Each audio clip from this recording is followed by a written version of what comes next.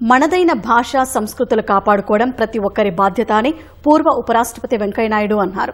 హైదరాబాద్లో ప్రముఖ తెలుగు రచయిత భాషా పరిశోధకుడు కోన రమణారావు సేకరించిన పాత గుంటూరు మాండలికాలతో రూపొందించిన పల్లె పలుకు రచయిత తుమ్మేటి రఘోత్తమరెడ్డి సంపాదకత్వంలో వచ్చిన వండని వంటలు పుస్తకాలను ఆయన ఆవిష్కరించారు.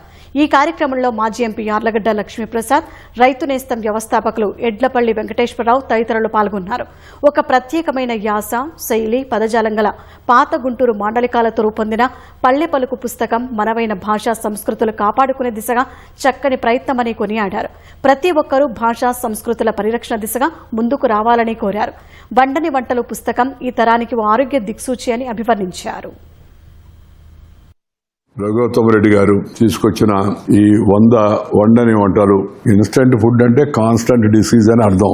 ఇది వండని వంటలు అంటే మనకి ఆరోగ్యకరమైన పౌష్టికాహారం, పండ్లు, కాయగూరలు, ఇతర పాతకాలం నుంచి మనం ఆరోగ్యవంతంగా ఉపయోగించే ఉడికిస్తేనే వంట కాదు, దాన్ని నేరుగా కూడా ఆస్వాదించవచ్చు, తెలుసుకోవచ్చు. దాంట్లో చిన్న చిన్న మార్పులు చేర్పులు చేసి దాన్ని మంచిగా రుచికరంగా కూడా, శుచి రుచి ఈ రెండు కూడా మనకి వీటిలో లభిస్తాయి. అందరూ చదవదగినని చెప్పని నేను భావిస్తున్నాను.